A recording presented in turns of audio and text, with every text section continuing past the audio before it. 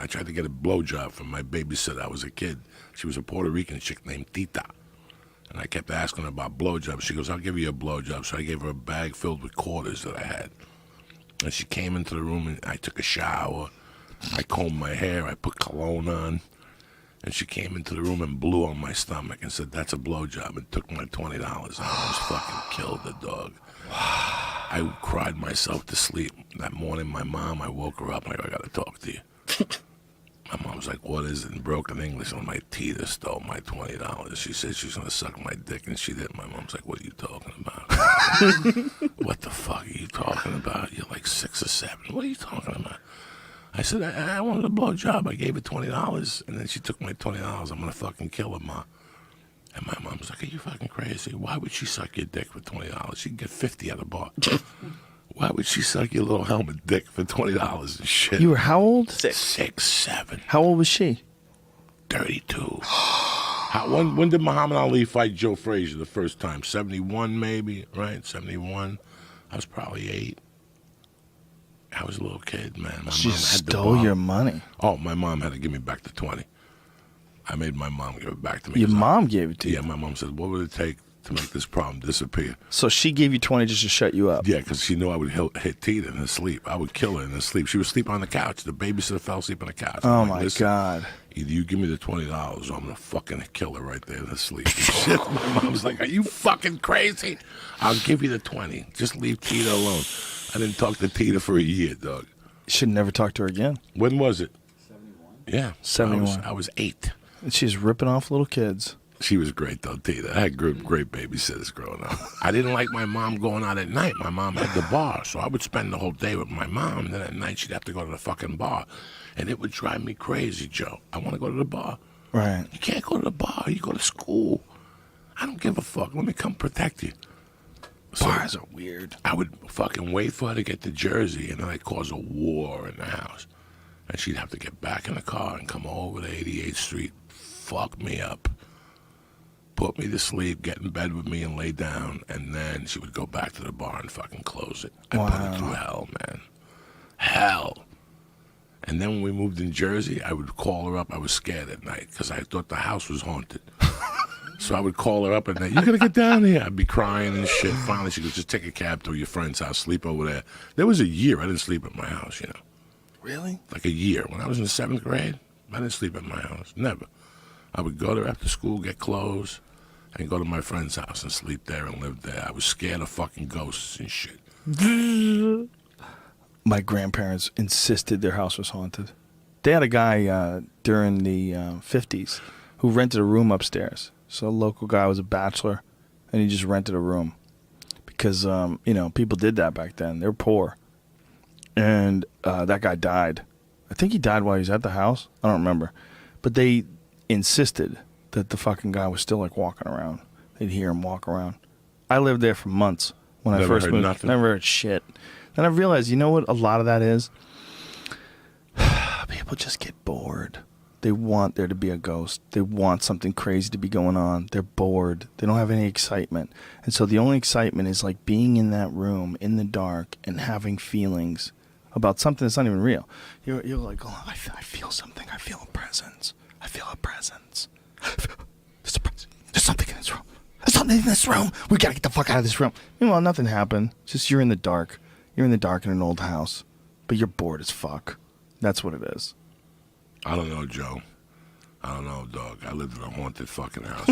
When? My mother bought this house in North Bergen, New Jersey on Givenad Terrace. Givenad Terrace was originally the Givenad,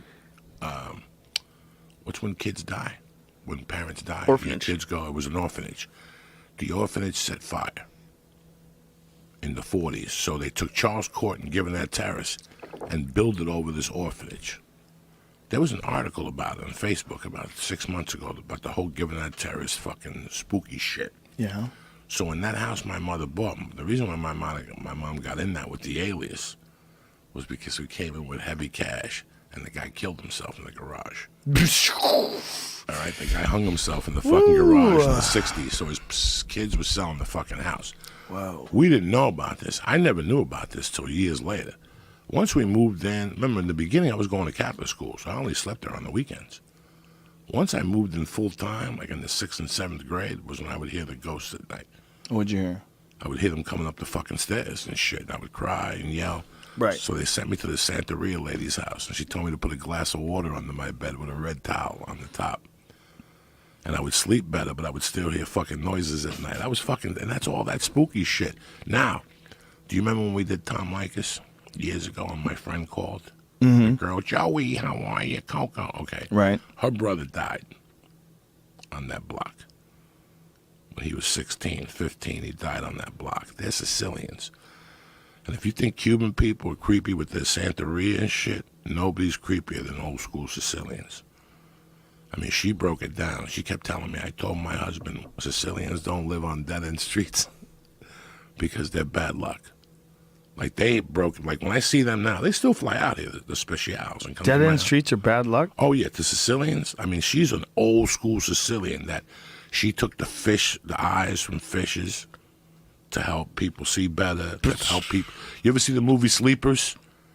You ever see the movie Sleepers? Which movie is Movie that? Sleepers about That the one four with kids. heads explode? No, That's Scanners. Fucking heads explode. This is about the Sleepers. 4 kids who rob a hot dog man, and by mistake a guy dies, and they send him to a jail. Who's in it? Look, all-star cast. Brad Pitt. De Niro was the priest. I do The believe I saw book is that. a lot better. The movies Yeah. suck because they put too many stars in the movie. Too many But it's fucking about 4 stars. fucking kids that get sent to an orphanage and they get beat up or whatever the fuck it is. But before that, they go to work for a mob boss. If you've ever watched any mafia movie, every mafia movie blows the characters. The only mobster that was ever any good in any Italian movie besides Marlon Brando was the guy that played the mobster in this movie. See if you can find Sleepers King Benny. King Benny was a bad motherfucker. He was an Italian actor that they recruited to come over. He didn't even speak that good of English. Wait till you see the King Benny. But King Benny's explained to him that he takes the eyeballs to this lady for headaches. When I was a kid, look at King Benny. King Benny is a bad motherfucker. There's a part where King Benny has to go deal with fucking brothers in Harlem. And the guy says to him, man, But you said this movie sucks. the movie's a 5. But him, you know who's in this movie? Your chubby buddy. The guy you did softball with. That movie. Mike Starr? No, the Spanish Louis? kid that you did that series with. He was a Spanish kid. Louis Lombardi? No, No. he's Italian. Puerto Rican kid. Puerto Rican kid. Oh, I know who you're talking about. He plays, the kid that he went plays- on. He was see in if they have a Lost. scene from that. See if He they was have- in Lost. No, No? no. The kid, the Spanish kid, he plays Fat Mancho. See if they have the scene from Sleepers with the black guy when the black guy says to him, See if they have the scene from Oh. a movie that sucks. No. He says to him, dog, look at you. You bring style to the game. The Italian guy goes, I cannot help you. My tailor is dead. I mean, this guy's got lines in this fucking movie. And they never talked. He died years later. Like they were saying, who the fuck is this guy? The guy is just a monster. My point is, it's not about fucking Sleepers or the fucking guy. What's the point? I have no idea. I'm too Jesus stoned. I'm like, I wonder how he's going to No. wrap We were this up. talking about 4 kids. We were talking about 4 kids and shit. Like what? Sicilians. Oh, the Sicilians. Well, we're How- talking about bad luck blocks, dead ends. They just have a spooky belief. So they came to me years later and were telling me all about this block. How many people had bad luck on that block after that? Like the Maloneys died from cancer. Both of them, the parents. The O'Rourke's died from cancer. The girl across the street died in a car accident. Raul, I just robbed him. Raul and his family. I just took his stereo and I wouldn't let him in my fucking bedroom for years. How do you rob somebody's house? And I hung out with the kid because years later we became friends. While they were moving in, I robbed Raul and his family, and I took the stereo. Some kid took the fucking desk. It was amazing. And now Do we you talk to him anymore? Raul, no. Raul ended up fucking moving to the Bronx in the 8th grade overnight. They left. They owed money on the rent. So, but he would come to my house and go, "Can't we go to your room and listen to the stereo?" That's not a good idea.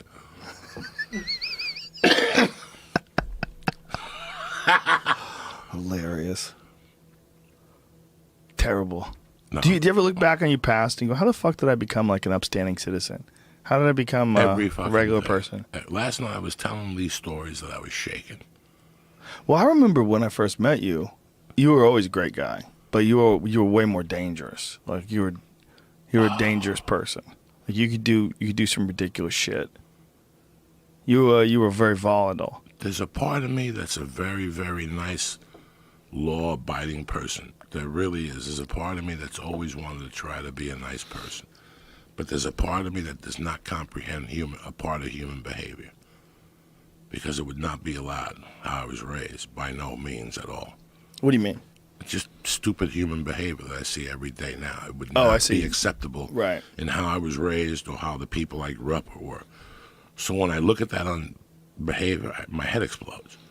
I really can't handle it. And I got a beating when I was 19. That was such a great beating. It was worse than the one that Bernard Hopkins put on Felix Trinidad. And that's the day I made my decision. My hand-to-hand combat days are over. Like, I don't need this shit in my world.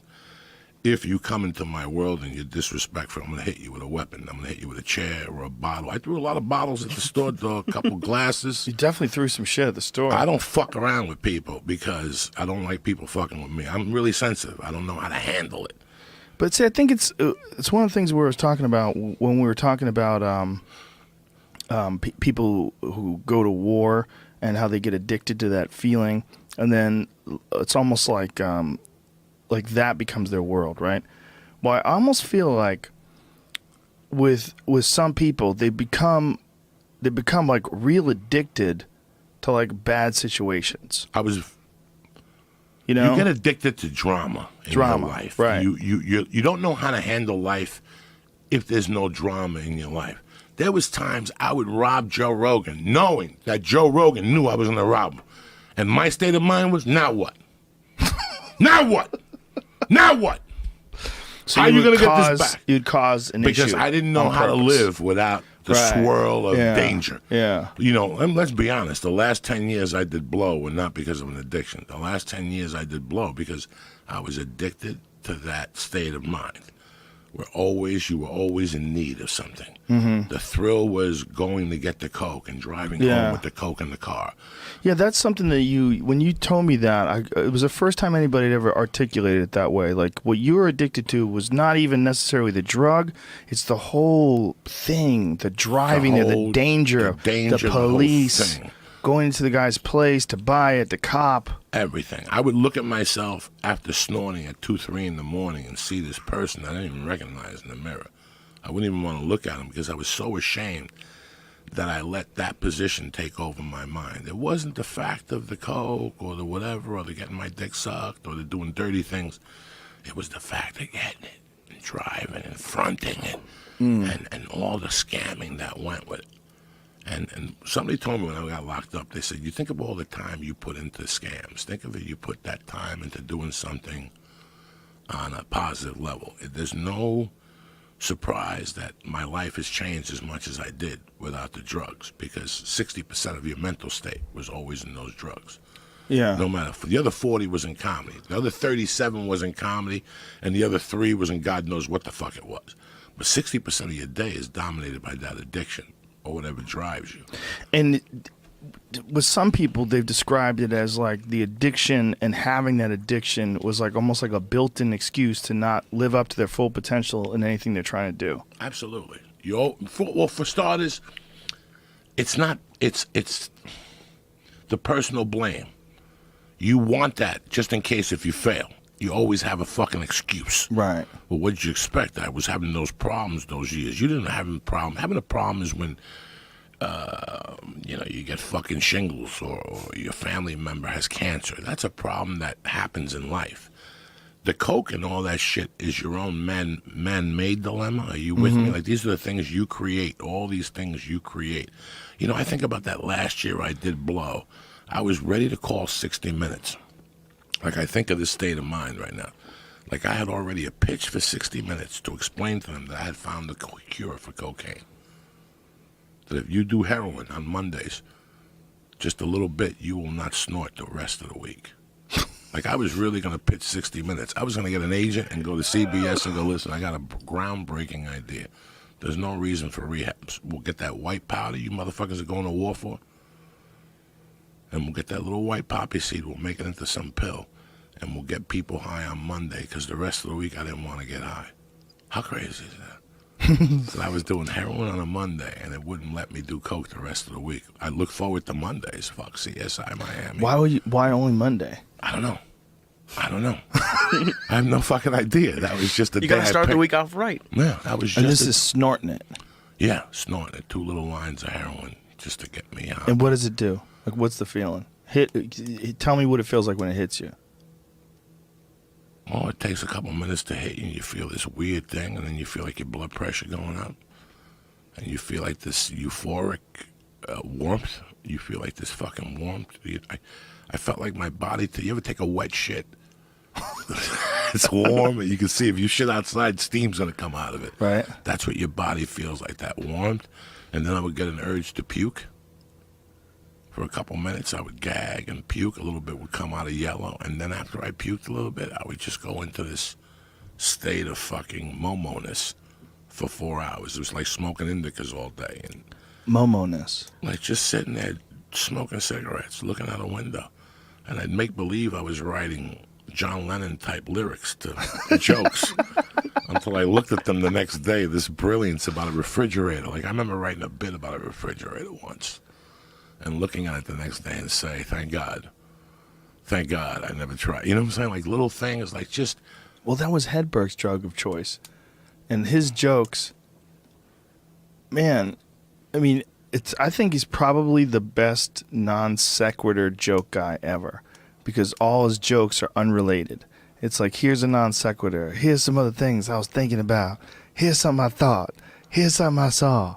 And it was like, I was listening to it the other day. It's like half of his jokes were only funny because he was saying them, you know, but they were hilarious. Like he had a way of doing it that was kind of like heroin comedy, you know? Would Like- you be messed up during the week, or no? Who- You. It'd take me a day to recover on Tuesdays. I'd be out. I didn't say nothing to nobody. I was doing the heroin. And I wasn't doing coke. So I was really fucking And so happy. you would be like sober Thursday, Friday, Saturday, Yeah, and then yeah. you'd look forward to the big bump on Monday. Yeah, that kid's dead. He used to send it to me. He used to send me $7 bags. What kid? His name was Bonehead. He died from an OD. How weird. Yeah. Figured that guy was going to live forever. I knew Bonehead? I knew Bonehead from the time. Rest in peace. You know what, You Joe? lost Bonehead, Let bro. me tell you something about Bonehead. Bonehead was like your boy. He was. I could go into a room with 90 motherfuckers, and Bonehead will liquidate 10 of them. Bonehead was a bad motherfucker, dog. I love Bonehead had 3 brothers. I loved all of them. But Bonehead was, and 2 of the brothers were very successful. And believe it or not, Bonehead was successful as a plumber. He had his own company. He only went out crazy at night, Bonehead. Bonehead, when I was 17, would take me to McSorley's Ale House in New York City. No ID. He'd call the bartender over and give him 3 mugs of beer, give him 3 mugs of beer, and give him a bowl of chili. And Mughead would take $10 from the both of us, and he'd go to Washington Square Park, and he'd come back and he'd give me 8 Valiums. And by the meantime, he would go buy his heroin, and he'd buy these mixture of pills, and he'd melt them too, the black and whites. Then he'd take us to a strip club in New Jersey or something. Then he'd take us home. And the next day, 7 in the morning, there's Bonehead in the fucking plumbing van up in Dandy. He was a functioning addict. He wasn't like your regular. There's a lot of those guys out there. And he had a chick that was a 13. Really? She was half Asian, half Irish. Good And Lord. they used to do heroin together, and they'd pass out in the living room, they'd fuck, and they'd both go to sleep. And then I'd be in the bedroom, because I just moved in with Bonehead's family. Okay, they were Italian, bro. They were real fucking Italians. And the mother was the first person who ever made me an egg cream. She was a little Irish chick, and she used to say the word Earl. She couldn't say oil, and she was the bookkeeper for Union 52, whatever, the Teamsters, the Laborers Union. You know, I was over there one day when I was 16. She goes, "You got a book? Nah, walk me to work tomorrow. I'll get you a book. You can start fucking being a hottie." So like a hod carrier. Like Hot carrier? Yeah, they're for brick masons. Oh, okay. So she goes, "I can get you with the Italians over by the brick masons," because she was from Hoboken. So she got me a book. I financed it. She got a loan shark to finance it. I love these people. This is if I'm thinking I don't like doing documentaries, but I need to do a documentary about this family because it's the rise and fall of an American family that I saw before my eyes. As a child, I went over there and ate with them. You know, I hung out with all three brothers, by the way. Like, I wasn't just friends with Bonehead. I hung out with Chrissy Fish, and I hung out with the little, whatever his name was. But Bonehead was my nighttime guy. Bonehead used to take me into the murky waters of the underworld. He could get me guns and shit. Now, the medium brother was a drug dealer in the 80s, and he sold big times coke, and he used to buy jewelry, and he used to put them in a tackle box. So one night, me and the younger brother in the bed sleeping, Bonehead comes in to borrow money from us because he was going to the city to get heroin. He goes, and I go, Bonehead, I got to go to the bank. I don't have any money on me. He went into his brother's room, and instead of his brother was sleeping, the drug dealer, instead of just opening up the tackle box and taking $40 out, he took the whole tackle box. And it had $40,000 in cash and another $30 in jewelry. He went to the Bronx. These are the best times of my life. You want to talk about comrades? This is the best time of my life. This is your war stories? And he thought the house was haunted, and that was scary. No. This was not a haunted house at all. These people were decent Italian people. The dad was a longshoreman, and the mom was in charge of the Teamsters Union. And they hung out with Westies. They hung out with the mother was friends with this dude that was a whatever for the Westies, and he used to get me jobs. He would get me jobs casing joints. You know, when you have a summer job, he would tell me, come here, I want you to go in that warehouse. I'm going to give you 200, and they're going to give you 180. I want you to go in that warehouse and write down all the alarms and tell me where the safe is, who walks around the safe, and he would pay me money. This is a great house, dog. Old school Italian house, but back to Bonehead. Bonehead has the fishing tackle box. He's about to go upstairs to buy heroin and shoot it. He puts the tackle box in the garbage can in front of the building and puts a lid on it. When he's upstairs shooting heroin, the garbage men come. And they take the 40 large with the 30,000 in fucking jewelry. Do you understand me? I mean, this was nonstop. Another night, Bonehead came home high on heroin. And he decided to make French fries. So he put the pot out. Remember in the 80s, they had those pots. You could bring it home with the hot oil, and they would boil, and you could throw French fries. America went crazy over them. I forgot what they were. Crazy. Everybody was French fry machines. Everybody was making onion rings and shit. Well, he did heroin and knotted out. Left that thing running. The thing went on fire. We're all in the fucking house. Oh, Jesus. All right? It's oil. I wake up to ba-boom and alarms, and all of a sudden Kurt's waking me up, and we go out of the house, and the father's outside, and the grandmother, and the fire department crawls on top of the roof, Joe, and they're hitting the fucking roof to let the smoke out, and fire trucks are coming from the side laying water, and they got the sirens. In the middle of all this, it's 8 in the morning, and we all look around and go, oh my God, Emil's still in the house. Bonehead was still in the house on fire. Bro, they turn the fire off, they go in. He's still with his feet up, with his hands crossed. Just heroined out of his mind. Watching TV like that happened. He slept through the fire? Oh my God, everything. When they woke him up, he goes, are my fries ready? This is how crazy this family was. Are my fries ready? Are my They're like, fries Bonehead, ready? we have 2 fucking battalions out there. We got half of 9/11 out there. Oh, my God. And you're still fucking sleeping.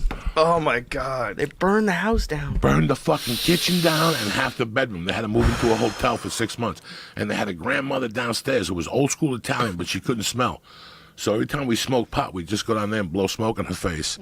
And grandma would pass out in the wheelchair, and that was the end of it. I mean, it didn't stop. It didn't stop. Jesus. So this is why you get mad at people for binge watching stuff on Netflix, and this is what you were talking about. I get mad at everything, Lee. What do you got to bother me for? I get mad when people are like, he used to hide the coke. The medium brother used to hide the coke under his car. And I'd be walking down the hill, and I could see a little container under there. He didn't even have a Maserati. What's the other Italian car? Fiat. This is how much of a guineas these motherfuckers were. What's the other Italian car? Well, it's Fiat, like you said. The Avanti. Avanti. Oh, okay, I remember those. Remember that piece of shit? That was a piece of shit. Those are pieces of shit. Can you show me a piece of car of an I Avanti? don't trust anything Italian. Oh my God, that was he tried to sell it to me once. It was like it's worth 20. I'll give it to you for $2,000. Yeah, then I drive it down the corner, it blows up. Like, I feel like even if you buy a Ferrari, I feel like if you drive that thing, it's gonna fall apart. I trust German cars. You know, I don't trust people like me making cars. What's the other one? The other one, that Lamborghini, is that Italian? Those things fall apart. Do they really? Guarantee you. Just look at them. There's no way that's sturdy. That's the ugliest fucking car I ever saw in my Actually, Lamborghini's now owned by Audi, so who knows? They might be like much better engineered now. I'm talking shit, obviously.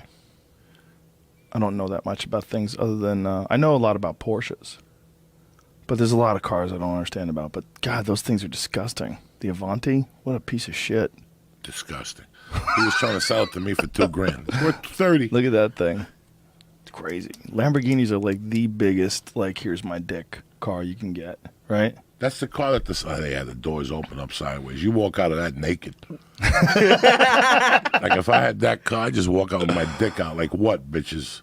Ripping up $20 bills as you go. I'd get a mink jockstrap. Oh, your boy sent this. Datsusara sent this fanny packs. Oh, really? I got my fanny pack filled to the brim with Reed. He's got giant fanny packs. Bro, those are great fanny packs. And they fit me. They're really good great. for the if you travel on the road, you can get a lot of stuff in them. Yeah. No, that's true. Your glasses, your license, your passport. Oh, yeah. Well. You don't have one of those. No. My plane tickets. Poor Canadians. They have to come down to America to see you. And they have a great time. Yeah. Don't get them wrong. It's a road trip. That's why you I do Buffalo? Yeah, I do Buffalo, Toledo. I try to really give them the benefit. Seattle. Detroit. You've done Detroit? I do Ann Arbor. Rapids. Grand Rapids. Grand Rapids. I'm trying to get to Ann Arbor next year. Ann Arbor, we did that once. Did I do that one? I did that once with, I think, Ari. I did it at Ann Arbor back in the day. That's a college town, right? Comedy club down there? Yeah, you did it with something. Yeah. I remember I did it with Segura. You came back and told me to call. You like called them. Yeah, they're fun good people. Fun fucking club. Fun. Yeah, there's some good spots where people can come down. The Canadians can come down. Like, well, you can't do Seattle either.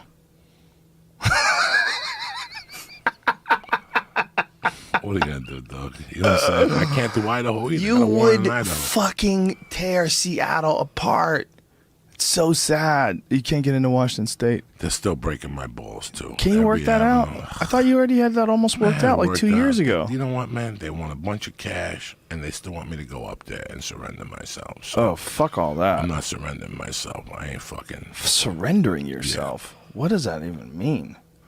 Come on in and turn yourself in. We'll put you through the process. 12 hours in the holding tank. I got shit to do. I ain't going to King County fucking jail for that shit. 12 hours in a holding tank? Yeah, Why would it's not like you're some threat to society. Why do they have to put you in a holding tank? What kind of weird formality is that? Like, sorry, we have to cuff you. Well, wait a minute. You know I'm not. And I have no failure to appears. Like I've always gone to court. I don't have a failure. I even went to court with an alias. Like I used an alias one time when I got arrested. That's the class I got. I covered the spread. When they arrested me, I gave them like Joe Rogan's name. And not so you wouldn't get a warrant, I went down there and did the 16 hours community service in the AIDS unit, painting for the AIDS people. So next time you look at me and tell me I got no fucking character, think of that. And 10 years later, I go to eat dinner with that guy. And he's like, did I ever tell you I got pulled over and I had a warrant in Colorado? I got arrested in Colorado for shoplifting? No way. I just kept eating my fucking meal. Poor guy. But at least he didn't get arrested. I did his fucking time for him. I did my fucking thing. That is so ridiculous. Can you imagine getting arrested in Boulder? I think about the words you told me about Boulder once ago. I was driving into Boulder with my wife, and I kept thinking, this must have been a candy store for Joey Diaz. How do you get arrested and they let you out without a license? They're all like barefoot yoga people. Listen to me. I was in jail for 3 weeks as Jose Diaz, waiting bail for kidnapping. I sat in there from November 18th to December 9th to 10th. I had the jail wired. You do know that. You do know that I could just go up to the guard and say, I need to make a long-distance call, and he'd let me out. Everybody else had to sign a list. You do know that. You do know I was smoking weed in there, and I had all access to Kool-Aid because I don't like milk. You don't like milk? I hate fucking milk. I like milkshakes, not milk. I had all access. Do you know I got arrested 3 months? Not even Joe Rogan. I got arrested a month after I made bail, and they put me back in that jail, and I went back as Jimmy. And everybody was calling me Jimmy. No. My name on the fingerprint was the alias, and they're fingerprinting me, calling me Joey. How you doing, Joey? How's it been lately? I see you're back in here. Meanwhile, on that card, it blatantly says Jimmy. So they didn't read the card? No. They just assumed it was you, but you went in with someone else's. Yeah. And then what happened? And then I called the girl. They said, we can't let you out without a license. So Driver's license? Yeah. I didn't even have the license for that name. In those days, there was no paperwork on me at all. If you arrested me, guess. You always like Jeopardy, right? Here's your chance to beat Jeopardy. You get no prizes. I never carried a license on me in those days. Till this day, I hate that bulge in my pocket. I fucking hate it. So what'd you do? So I wouldn't bring an ID with me. So I could be anybody when you arrested me. Right. I could be a fucking penguin for all you fucking. So you just had nothing on you. Nothing. So they made me call. So I called my girlfriend at the time, and I go, "Hey, how you doing? This is James." She's like, "Who?" I go, "This is James. I took you out to dinner a couple weeks ago. I lost my license." She's like, "What the fuck are you talking about?" And I'm just, the cops right there. I'm like, "I lost my fucking license, and these cops won't let me out unless somebody comes down here and lets me out." Now, she knew the kid I was talking about. You follow me? She always heard me talking about him. So I said, James. And she goes, "Okay, James, this last name?" And I go, "Yeah." And she went down there. They brought her in. They said, "What's his name?" "James." "Where's he live?" She told them. And they go, "Okay, we'll let you out." And that was it. They gave me paperwork, and 4 days later, I turned myself in. I went. I stood in court. I got charged. I pled guilty because I didn't want to fuck with it. I didn't want to take a shoplifting thing to trial. They had me. Right. And I fucking did the community service at the AIDS unit. Under this guy's name. Under this guy's name. I did all 16 hours of the fucking community corrections. But I met a cop that was there. See, everything works itself onto the other. Because when I was there was a cop that would do a detail there. In those days, the police, that AIDS unit was getting death threats from like militant people in Boulder, people up in the hill. And they had a cop there, and I would talk to the cop every day. Talk to the cop a little bit. "Hey, how you doing, officer?" And we talk about this and that. And one day, I got into a beef. I had 2 felonies, and my ex-fucking boyfriend thought he was tough with me. And I said, "You know what? I got to smack this guy, but if I get him, I got to get him good." And I went to meet him, and I fucking smacked him. Guess who was the first cop on the job? The dude from the AIDS unit. This guy's holding on to his face. He came, he asked me, "Joey, what happened?" I told him the truth. They gave me a ticket. So life is a circle, my friend. What kind of ticket do you get for slapping someone? He got a ticket, too. He got a ticket. I got a misdemeanor assault, and he got using a racial slur outside the city limits of Boulder. Oh, is that really the case? That's really so. the case. Boulder's always been like that. Yeah, because the football players in '85, those football players that were really powerful, that those teams that won the national championship, there was always beef with them in Boulder. The cops always had beef with them. So there was a couple incidents. There was Canavis McGee. He just smacked the motherfucker's eyeball out of his head. At Todo's. You think I'm kidding you? I'm not cracking no jokes. He broke his eye socket. 6'5", 245. With a smack. With a smack. Jesus. A Stockton slap, eyeball went out of his fucking head. Well, he might have had a ring on. And then another lady called J.J. Flanagan a nigger, and he punched her in the face. So they dropped the charges because she said a racial slur. That's hilarious. So that a woman can call a guy a nick and just get punched in the face. Oh, he slapped her, so they called it the J.J. Flanagan rule. So That is so crazy. When I got arrested for that racial thing, I told him he called me a spick, which he did in front of my daughter. So I smacked him. So wait a minute, did the football player smack her or punch her? I think he smacked her, J.J. Flanagan. On the street corner in the Pearl Street Mall or something. That's how strong that word is. Just smack. And It's the only word that has a letter. Like, you could kind of say the F word, but most people say fuck. But this is still 88. This is 88. This is 90. These are the times when they were coming down on CU football, but they had a lot of shit going on. Like, there's a 30 for 30.